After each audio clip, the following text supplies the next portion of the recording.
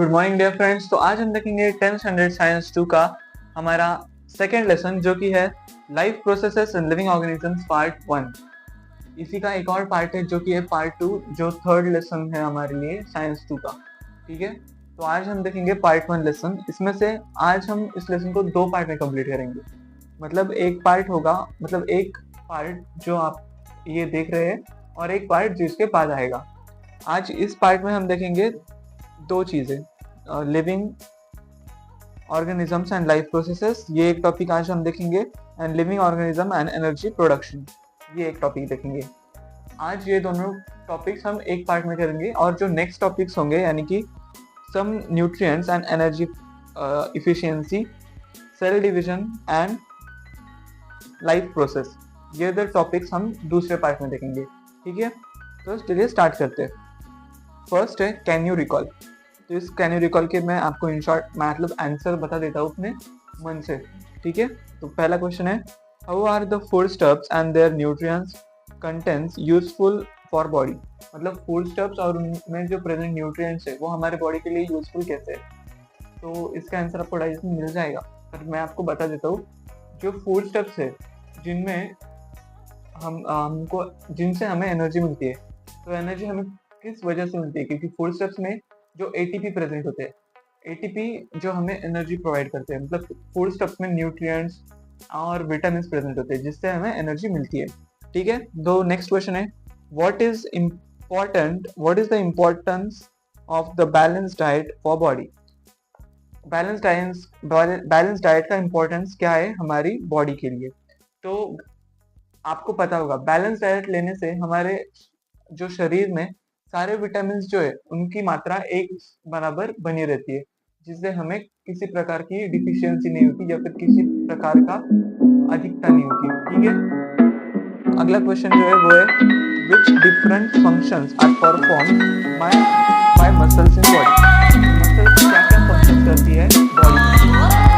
जो हमारी human body में है सारे फंक्शंस, बहुत सारे फंक्शंस मसल्स के होते हैं। जैसे कि मसल्स जो है वो हमारे हेड को प्रोटेक्ट करते हैं, हमारी मसल्स जो है हमें ब्रीदिंग करने में मदद करती है। ये सारे काम कौन करता है? मसल करता है।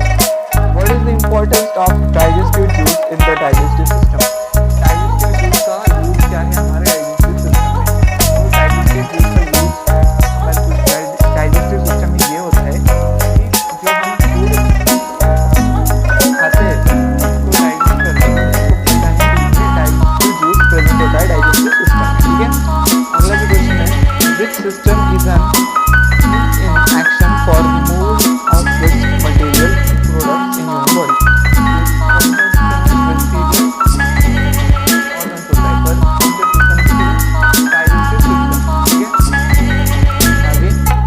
What is the role of circulatory system in energy production? Circulatory system यानी कि जो एयर हम ब्रीथ करते हैं उस एयर से फिर वो मूव वो एयर जब हमारे शरीर से पास होती है उससे वो एयर फिर से हमारे मुंह से बाहर जाती है। एनर्जी प्रोडक्शन पे भी वैसा ही होता है। आगे क्वेश्चन है how are the various processes occurring in living human body control in how many ways. Human body में जो सिस्टम है उन्हें कंट्रोल करने के लिए एक सिस्टम बनाई गई है और उस सिस्टम का नाम है नर्वस सिस्टम। और हमारी बॉडी में जितने भी सिस्टम है, मतलब डाइजेस्टिव सिस्टम, रेस्पिरेटरी सिस्टम, इन सब सिस्टम को कंट्रोल कौन सी सिस्टम करती है? तो नर्वस सिस्टम। ठीक है, अब देखते हैं हमारा पॉइंट जहाँ से हमारा लेसन स्टार्ट होता है, living organism and life processes. अब लिविंग ऑर्गेनिज्म कौन होते हैं और उनमें लाइफ प्रोसेसेस कैसे होती है, ये हमें इस लेसन में देखना है। तो स्टार्ट करते हैं। Various organ systems are continuously performing their functions in human body. मतलब बहुत सारे ऑर्गन सिस्टम्स अपना फंक्शन करती रहती है ह्यूमन बॉडी में। along with the various systems like digestive system, respiratory system, excretory system, circulatory system and control system. Different external and internal organs are performing their functions independently, but though the complete coordination, मतलब यहाँ पे systems बताई गई है और कौन सी system कैसे काम करती है, मतलब कौन सी सिस्टम को कौन सी सिस्टम कंट्रोल करती है ये बताया गया है। ठीक है, आगे देखते हैं अभी। This overall system is in the action in more or less same way. 1 minute. This overall system is in action in more or less same way in all the organisms. मतलब यहाँ पे बताया गया है कि ये सिस्टम जो है हर ऑर्गेनिज्म में सेम तरीके से ही काम करती है. ठीक है, आगे देखते हैं. Those are in need of continuous source of energy. For this purpose, carbohydrates, fats and lipids are the main source of the energy, and it is harvested by the mitochondrial present in each cell. मतलब यहाँ पे बताया गया है जो जिन animals को, अब मतलब हर एनिमल के लिए ही होगा पर कुछ एक्सेप्शंस होंगे, तो यहाँ पे कहा है जिन एनिमल्स को एनर्जी हमेशा रिक्वायर्ड होती है, मतलब हमेशा हर सेकंड के लिए एनर्जी जिन एनिमल्स को चाहिए, वैसे एनिमल्स को जो एनर्जी मिलती है वो किससे मिलती है? कार्बोहाइड्रेट्स, फैट्स एंड लिपिड से मिलती है. और किसकी हेल्प से मिलती है? तो माइटोचॉन्ड्रिया की हेल्प से मिलती है. और माइटोचॉन्ड्रिया कहाँ प्रेजेंट होता है? वो ह्यूमन बॉडी के हर सेल में प्रेजेंट होता है. क्या? माइटोचॉन्ड्रिया. आगे देखते हैं अभी. each cell. It is not like that only foodstuffs is sufficient for energy production, but oxygen is also necessary. All this, that is foodstuffs and oxygen, are transported up to the cell via circulatory system. Beside, it is controlled by the control system of the body. That is, each life process contributes in its own way in the process of energy production. Formulating of the all these processes also requires the energy. मतलब यहाँ पे अब बताया गया है जो energy production में हर system part लेती है, उन सिस्टम्स के लिए भी उनको भी एनर्जी चाहिए, क्योंकि उनको काम करना है तो उनको भी एनर्जी चाहिए. तो उस एनर्जी को भी वो फुलफिल कैसे करते हैं ये आगे हम देखेंगे भी. ठीक है, आगे देखते हैं. Human and other animals consume the food and vegetables. Plants are autotrophs. मतलब प्लांट्स जो है वो ऑटोट्रॉपिक होते हैं, मतलब वो अपनी खुद की जो एनर्जी है वो खुद पूरी कर सकते हैं, पर ह्यूमंस वैसा नहीं कर सकते. ह्यूमंस फोटोसिंथेसिस नहीं कर सकते, पर प्लांट्स अपनी एनर्जी जो है वो फोटोसिंथेसिस से कंप्लीट कर सकते हैं, मतलब तैयार कर सकते हैं. They prepare their own food. मतलब प्लांट्स अपना खुद का फूड बनाते हैं. They utilise some of the food for themself, whereas remaining is stored in various parts like fruit, leaves, stem and root. वो अपना फूड जो तैयार करते हैं वो थोड़ा सा खुद कंज्यूम करते हैं और बाकी का वो स्टोर करके रखते हैं, जैसे कि हम खाते हैं, जैसे कि वेजिटेबल्स. ठीक है, आगे देखते हैं. Leaves. We consume all these various plants materials and obtain different nutrients like carbohydrates, fats, protein, vitamins and minerals. और हम खा के हमें विटामिन, मिनरल्स और ये सब मिलता है. Which food material do we consume to obtain these nutrients? तो हम इन सब के लिए कौन सा मटेरियल खाते हैं? Plants, leafy vegetables. ओके, आगे देखते हैं. We obtain the carbohydrate from milk, fruit, jaggery, cane sugar, vegetables, potatoes, etc. यहाँ पे ये बहुत सारे दिए हैं. हमें इन सब से क्या मिलता है? हमें कार्बोहाइड्रेट्स मिलते हैं मिल्क से ये, और फिर वो गुड़ कहते हैं, जैगरी, फ्रूट्स, कैन शुगर, इन सब से हमें क्या मिलता है? कार्बोहाइड्रेट्स मिलते हैं. ठीक है, और we get 4 kilo calorie energy per gram of carbohydrates. मतलब 1 ग्राम कार्बोहाइड्रेट से हमें कितनी एनर्जी मिलती है? 4 किलो कैलोरी. ये बहुत ज्यादा एनर्जी होती है जो 1 ग्राम कार्बोहाइड्रेट से हमें मिलती है. ठीक है, let us study the way by which the energy is obtained. Many players are seen. अब देखो यहाँ पे एक क्वेश्चन पूछा गया है, जो क्वेश्चन बहुत बार एग्जाम में आता है. ठीक है, तो मैं एक क्वेश्चन पढ़ता हूँ और इसका आपको आंसर डाइजेस्ट में मिल जाएगा. मैं थोड़ा आपको शॉर्ट में बताने की ट्राई करूंगा. ठीक है, many players are seen consuming some food stuffs during breaks of game. तो यहाँ पे ये क्वेश्चन है, ऐसा क्यों करते हैं? आपने भी देखा होगा क्रिकेट, फुटबॉल खेलते वक्त कई कई प्लेयर्स बीच में खाना खाते रहते हैं. तो वैसा क्यों करते हैं? क्योंकि उनके बॉडी को कंटिन्यूअसली एनर्जी चाहिए होती है, और वो ब्रेक तो नहीं ले सकते कि आधा एक घंटा रुक जाओ, मैं बाहर जाकर कुछ खा के आता हूँ, मुझे बहुत लो फील हो रहा है. तो ऐसे समय में उनको क्विक मील दिया जाता है, जिससे उनकी एनर्जी कंसिस्टेंटली काम करती रहे, उनकी बॉडी काम करती रहे. इसलिए उनको गेम के बीच में खाना खाते हुए देखा जाता है. ठीक है, use your brain power. Why many of the players consume these foodstuffs? अभी जो मैंने आंसर दिया वो यहाँ पे भी एप्लीकेबल है. ठीक है, आगे देखते हैं अभी. What is respiration? How does it occur? Respiration क्या होता है और वो कैसे काम करता है? Inhalation of oxygen and exhalation of carbon dioxide is known as respiration. इतना क्लियर है? और वो काम कैसे करता है अभी हम वही देखेंगे आगे, ठीक है? तो आगे ध्यान दीजिएगा। अब हमारा आज का लास्ट पॉइंट और इस लेसन का दूसरा पॉइंट जो कि है living organisms and energy production. अब जो हमें देखना है वो है लिविंग ऑर्गेनिज्म में यानी कि हम में एनर्जी प्रोडक्शन कैसे होता है, ठीक है? देखते हैं ऑब्जर्वेशन। यहाँ पे एक फिगर दी हुई है जहाँ पे ह्यूमन रेस्पिरेशन एक्सप्लेन किया गया है। नसल्स कैविटी, लैरिंग्स, फ्लैरिंग्स ये सब दिया गया है, स्ट्रेचिया ये सब आपको, अल्वियोलाई ये सब दिया हुआ है, आपको ये फील कर लेना है और रेफर कीजिए डाइजेस्ट को इसे फील करने के लिए। कभी कभी ये फिगर पूछी भी जाती है, ठीक है? Observe in the given respiration in the living organism respiration occurs at two levels as body and cellular level। मतलब ह्यूमन बॉडी मतलब ह्यूमन किसी भी ऑर्गेनिज्म में जो रेस्पिरेशन है वो दो लेवल्स में ऑकर होता है। कैसे? एक बॉडी लेवल पर और दूसरा सेल लेवल पर, मतलब एक छोटे लेवल पर एक बड़े लेवल पर, body level and cell level. Okay, oxygen and carbon dioxide are exchanged between body and surrounding in case of respiration occurring at body level। मतलब जो बॉडी लेवल का रेस्पिरेशन यानी कि बड़े लेवल का रेस्पिरेशन वो कैसे होता है? ऑक्सीजन नोज के द्वारा बाहर जाती है और मतलब ऑक्सीजन अंदर आती है और कार्बन डाइऑक्साइड बाहर जाती है। मैंने उल्टा बोल दिया था, सॉरी। और जो छोटे लेवल पे होता है वो भी देखेंगे। Food stuffs are oxidised either with और विदाउट हेल्प ऑफ ऑक्सीजन। और जो सेलुलर लेवल पे मतलब रेस्पिरेशन होता है उसमें क्या होता है? जो फूड स्टफ्स है उन्हें ऑक्सीडाइज किया जाता है सेल के द्वारा माइटोचॉन्ड्रिया में, जिससे एनर्जी प्रोड्यूस होती है, ठीक है? मतलब ये हो गया सेलुलर। और जो बॉडी के मतलब नोज से हम ऑक्सीजन लेते और बाहर करते हैं उसे कहते हैं at the body level and cellular level. Can you recall, can you tell के क्वेश्चन है अभी? ये क्वेश्चन एग्जाम में पूछे नहीं जाएंगे इसलिए मत करो, मैं आगे देखता हूँ, अभी आगे देखते हैं, ठीक है? Carbohydrates of the food that we consume every day are mainly utilized for the production of energy required for daily needs। जो हम कार्बोहाइड्रेट्स खाते हैं वो हमारी डेली नीड यानी कि डेली एनर्जी के लिए ही काम आते हैं, ठीक है? आगे देखते हैं। The energy is obtained in the form of ATP. जो हमारी एनर्जी है वो किस फॉर्म में हमें मिलती है? वो मिलती है एटीपी के फॉर्म में, एडिनोसाइन ट्राइफॉस्फेट। एटीपी का फुल फॉर्म क्या है? Adenosine triphosphate. आगे देखते हैं। For this purpose, glucose, a type of carbohydrate, is oxidized step by step in the cell। जो ग्लूकोज है वो हमारी बॉडी में ऑक्सीडाइज होता है जिससे हमें एनर्जी मिलती है।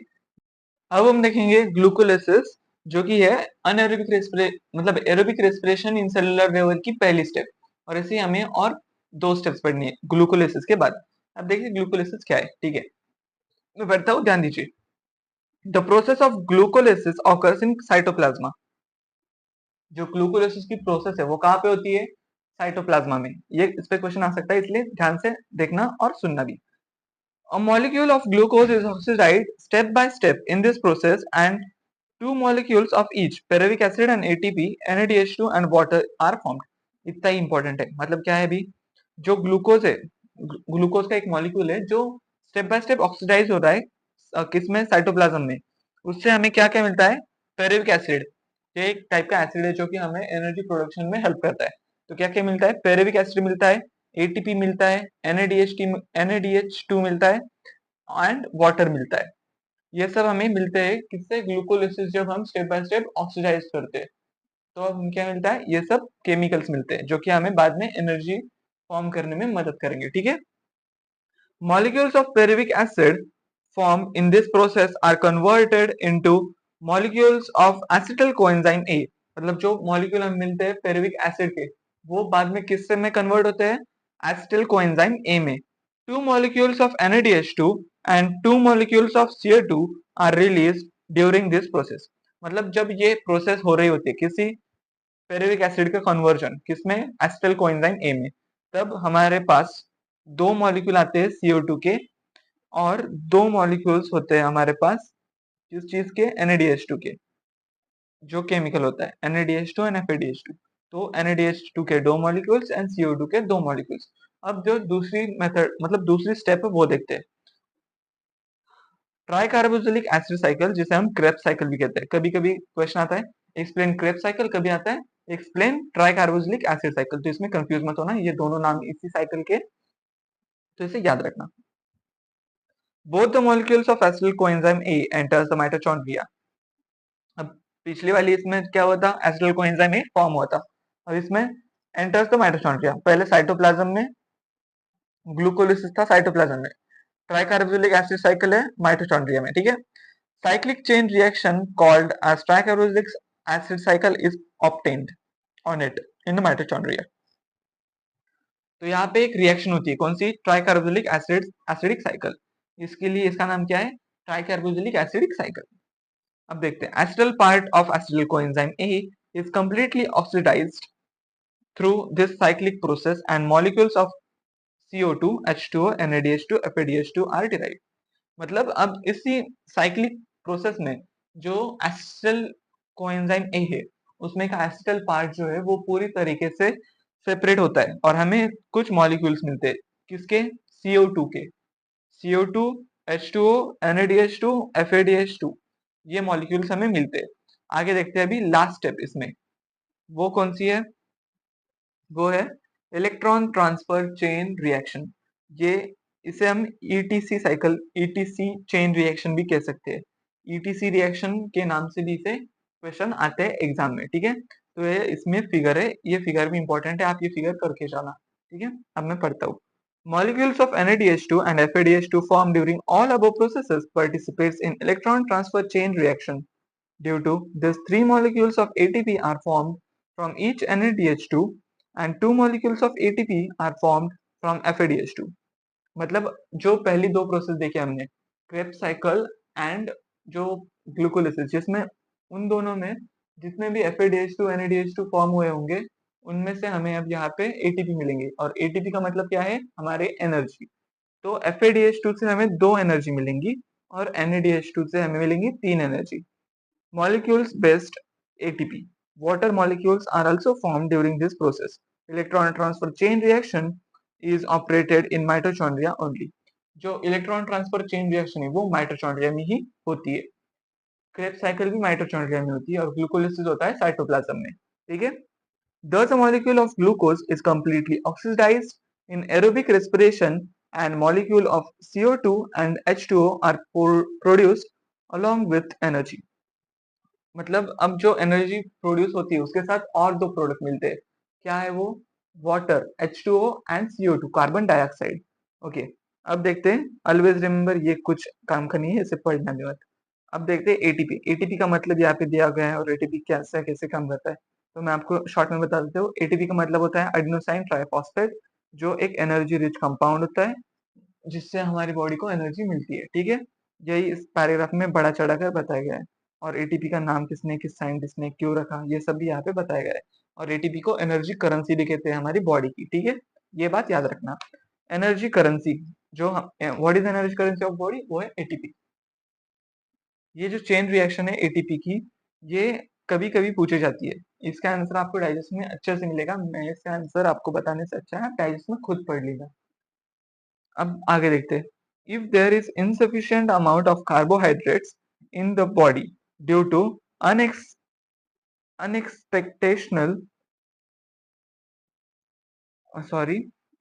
if there is insufficient amount of carbohydrates in the body due to exceptional conditions like fasting and hunger, then lipids and proteins are used for the production.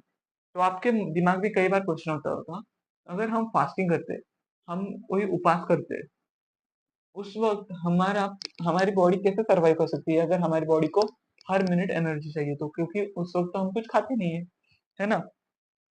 तो इसका आंसर यहाँ पे दिया गया है, जो हमारी बॉडी में लिपिड्स एंड प्रोटीन्स प्रेजेंट होते हैं, फैट्स, लिपिड, प्रोटीन्स, उनमें भी एनर्जी होती है। मतलब जो चर्बी हमें प्रेजेंट होती है, उस चर्बी से हम हंगर के वक्त एनर्जी प्रोड्यूस करते हैं, यानी कि फास्ट के वक्त। In case of lipids, they are converted into fatty acids, whereas proteins into amino acids. जो लिपिड्स है वो फैटी एसिड्स में कन्वर्ट होते हैं और जो प्रोटीन्स है वो amino acids. Fatty acids and amino acids are converted into acetyl coenzyme A। मतलब जो fatty acids and amino acids है वो किस में कन्वर्ट होते हैं, एनर्जी इज ऑब्टेन्ड और फिर एसिटिल कोएंजाइम ए से क्रेब्स साइकिल के द्वारा हमें एनर्जी मिलती है। तो complete oxidation of acetyl coenzyme A by the Krebs cycle is मतलब यहाँ पे भी क्रेब्स साइकिल आती है। बिल्कुल उसको करें तो भी क्रेब्स साइकिल आती है, अगर बिल्कुल ना करें तो भी क्रेब्स साइकिल आती है। आगे देखते हैं अभी इंट्रोडक्शन टू साइंटिस्ट, ये हमारे आइसलैंड और हम के बारे में जो डेफिनेशन की इंफॉर्मेशन दी गई और आईएमपी पाथवे बताए गए या पढ़ने के लिए मतलब यहाँ पे जो हमने अब तक इंफॉर्मेशन देखी पहले से ग्लूकोलिसिस से वो सब इस चार्ट में दी गई है और ये चार्ट कई बार पूछा भी जाता है एग्जाम में, तो आपको ये चार्ट अच्छे से याद करना है। सबसे पहले लिपिड कन्वर्ट होते हैं, फैटी एसिड्स में प्रोटीन्स कन्वर्ट होते हैं, अमीनो एसिड्स में कार्बोहाइड्रेट्स में होते हैं ग्लूकोलिसिस के प्रोसेस में। फिर ग्लूकोलिसिस में जाता है पेरिविक एसिड, फिर इन तीनों का कन्वर्जन होता है एसिटिल कोएंजाइम में। एसिटिल कोएंजाइम में किस साइकिल में पार्ट करता है? क्रेब्स साइकिल, और फिर हमें क्या मिलता है? CO2 H2O and energy. तो इसी के साथ हमारा ये टॉपिक फिनिश होता है यहीं पे। अब हमारा नेक्स्ट टॉपिक जो होगा वो होगा anaerobic respiration in living organism cell, और ये होगा मतलब यहाँ से टॉपिक स्टार्ट होगा। वो कैसे? Energy production in micro organisms through anaerobic respiration. तो ये हम पढ़ेंगे सेकेंड पार्ट में। अब तक के लिए ये 2 पार्ट आपके लिए बहुत हो चुके हैं। आप क्या कीजिए, यहाँ तक पढ़ लीजिए अच्छे से 2-3 बार, और जो मैंने बताया वीडियो में वो सब प्रैक्टिस कीजिए। जो मतलब क्वेश्चन से, जो फूड स्टेप्स वाला एक क्वेश्चन मैंने बताया था ये वाला, ये क्वेश्चन बहुत बार एग्जाम में पूछा जाता है, ये आप अच्छे से कर लेना, ठीक है। और फिर मिलेंगे आपसे एक और नई वीडियो में, तब तक के लिए धन्यवाद, बाय बाय, थैंक यू।